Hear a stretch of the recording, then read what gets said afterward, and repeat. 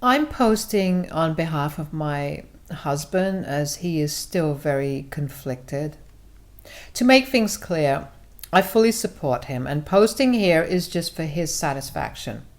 I'm just hoping that the stranger's verdict will reassure him.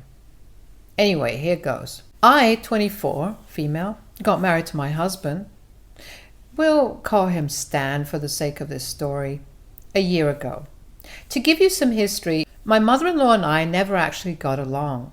She was cordial with me initially, but as Stan and my relationship progressed, she became indifferent towards me. Not sure why, as there has been no fight or misunderstanding between us. We left for our honeymoon to Hawaii for 2 weeks immediately after the wedding. Then we got busy setting up our new home.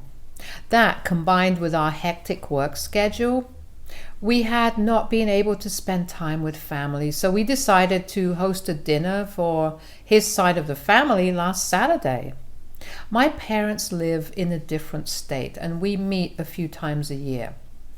I called to invite his parents, his sister, his husband, and their 2 kids, 5 male, 2 female. And I even inquired about their dietary preferences. My mother-in-law said she recently turned vegetarian. My husband had no idea about this. Anyway, I was happy to accommodate her. I asked my sister-in-law about what her kids would prefer to eat and promised to include some kid-friendly food as well.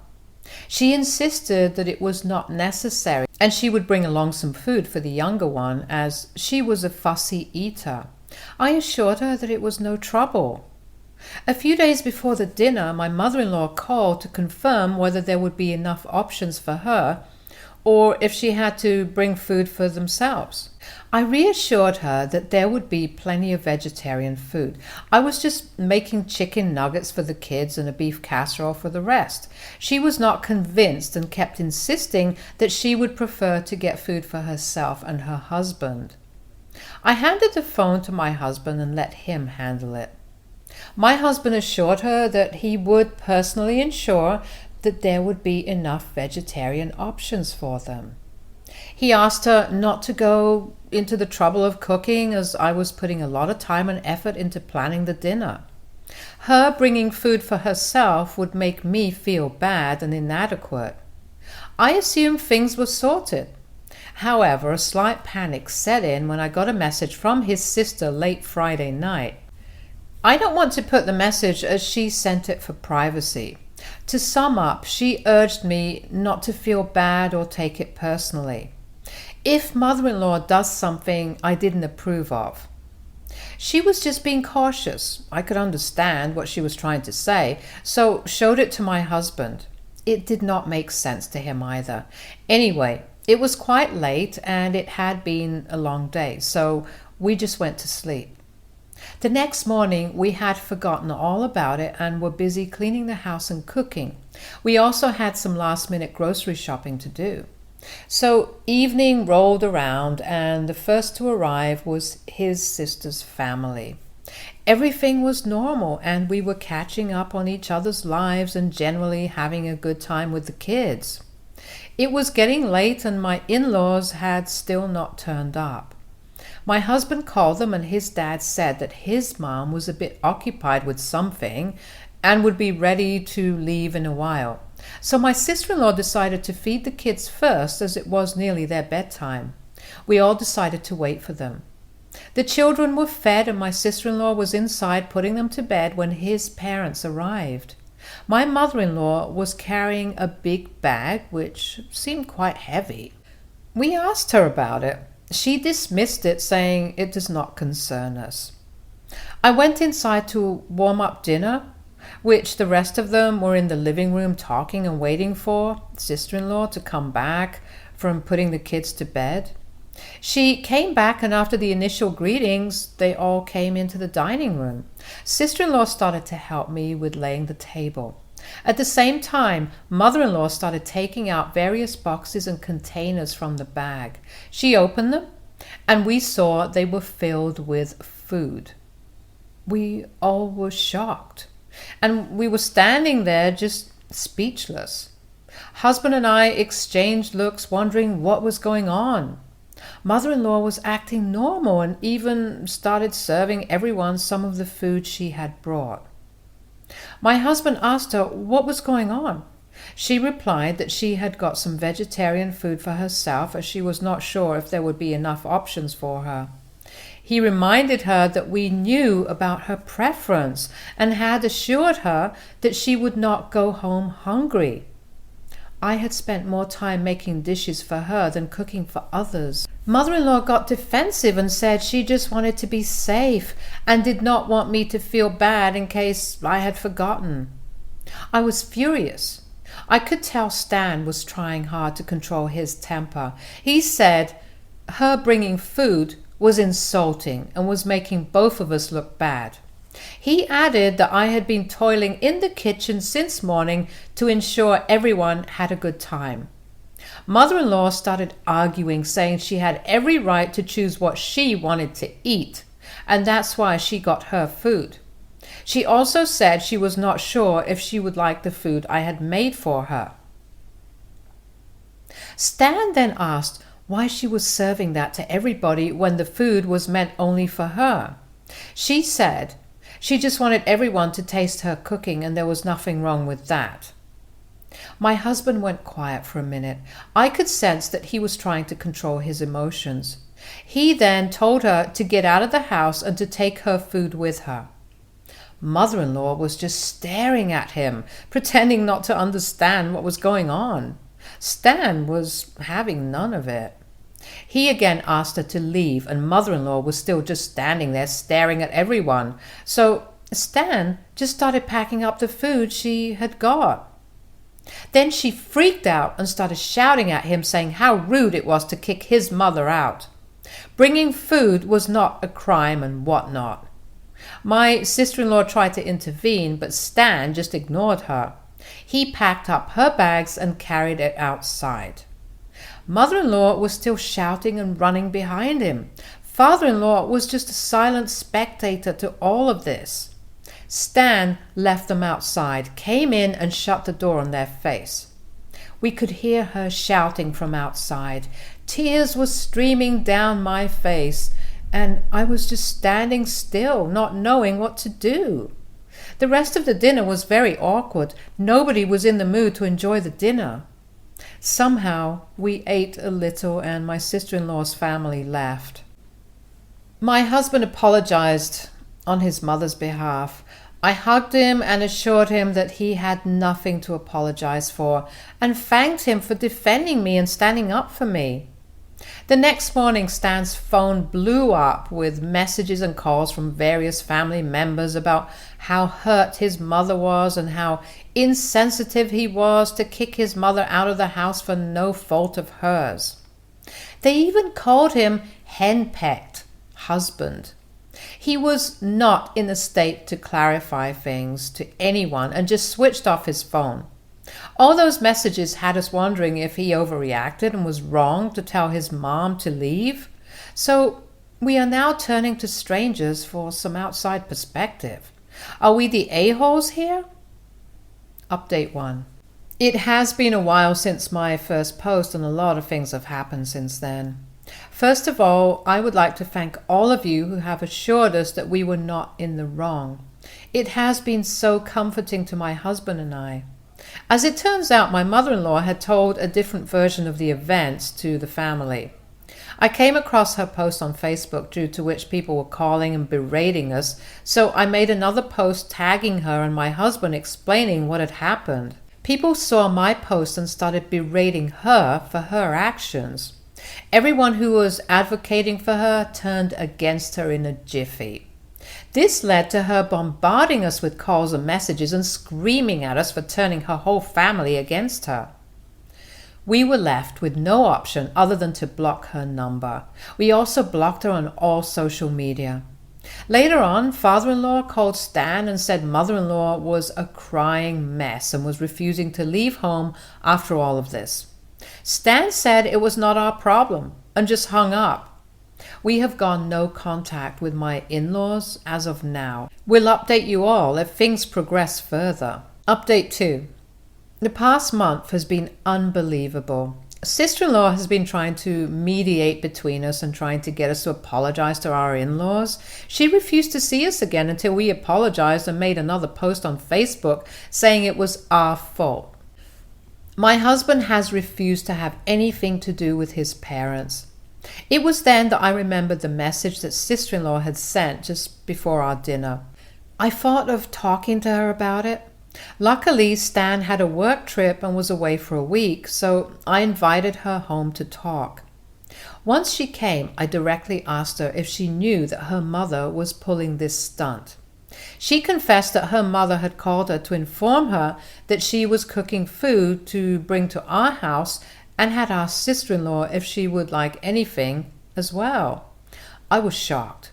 I also asked why mother-in-law hated me so much. As far as I know, I have never done anything to offend her. She became silent. I immediately understood something was going on. Upon probing further, she said her mother had never really liked her. She wanted Stan to marry his ex, who happened to be from a rich family. Stan had told me about her. According to him, she was rich and spoiled. She had expensive tastes and expected him to fulfill all her needs. He had just started working at that time and could not afford to fund her flamboyant lifestyle. She constantly snubbed and humiliated him for being unable to meet her needs. The relationship was suffocating for him while it lasted, but mother-in-law wanted him to be with her just because she was rich. She was an only daughter to her parents and was to inherit all of her parents' wealth and property. She was very disappointed when they broke up and had made up her mind to mess up any further relationships he got into and would force him to get back with her. That is the reason she was unhappy when we both got serious and ended up getting married. All these tactics were a part of her elaborate plan to create misunderstanding between us. However, it backfired, as she did not expect her son would go against her and stand up for me. Sister-in-law was initially with her mother on this, but changed her mind once she got to know me better. She now likes me and thinks I am perfect for her brother, but mother-in-law did not even make an effort to get to know me better. I was shocked hearing all of this and did not know how to react. Sister-in-law left and I'm still unable to process what just happened. Now I'm in a big dilemma as to whether I should tell Stan about all of this or not. I know knowing all this would break his heart. At the same time, I feel he has the right to know why his mother is acting like this. I am conflicted now. Should I break this news to him or not? How should I handle the situation? I would appreciate some pointers on this from all of you. Update 3. Thanks for all your input, people. I took all your advice and told Stan about my conversation with sister-in-law.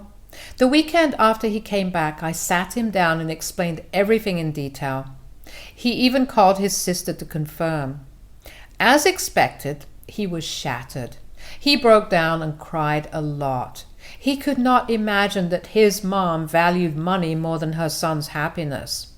A few days later, he went to his parents' place to confront his mother directly. He asked me to come along as well. Mother-in-law did not attempt to deny the fact at all. She argued that if he had married that girl, everyone could have lived comfortably. They did not need to think twice before spending money. Stan asked her directly whether money was more important to her than her son's happiness. She said breaking up with her was a very impulsive decision on his part, and he should have just given the relationship some time. Everyone would have been happy. She even had the guts to accuse him of being selfish and thinking only about his happiness. She said he should have thought about his family as well and should have stayed with his ex for the sake of his parents. We did not expect such a reaction and were speechless. Stan just told her not to contact him again and stormed out of the house. She began shouting at him, saying he was making a big mistake choosing his wife over his family, and he was surely going to regret it. We ignored her. and drove away. He is very badly broken. He has taken off from work for a few days and is hardly coming out of his room. He's not even eating properly. I'm getting worried about him. I hope things get better with time. Update 4. I am sorry it took so long to post this update. Things have been very hectic. I got Stan into therapy. He has been going for a few months and is doing much better now. We spoke about what happened with his mother. He told me he felt relieved and free after that breakup, and meeting me was the best thing that happened to him. I thanked him once again for supporting me, even if it meant going against his mother. What happened was unfortunate. However, the silver lining is that it has brought us closer. His sister also came to know what happened and was shocked that her mother thinks like that. She is totally on our side, though she has not cut contact with her mother. The thing is, mother-in-law babysits her grandchildren regularly and she can't afford to lose that. Childcare is very expensive in our area. I completely understand her point of view. We still maintain a good rapport and meet up regularly. Mother-in-law has not contacted us after that, and neither have we. Life is slowly getting back to normal. Update 5. Hello everyone, I'm back with an unexpected twist. Mother-in-law was silent all this while, but she was trying to contact Stan's ex behind our backs. Seems like she has still not learned her lesson. She accidentally let it slip while talking to sister-in-law, who promptly let us know. I wasted no time in letting Stan know. He went to his therapist for help. It was like a chain reaction. As per his therapist's suggestion, Stan applied for a transfer at his workplace. Fortunately, he got a transfer to the same state where my parents lived. The best part was my company had a branch there too.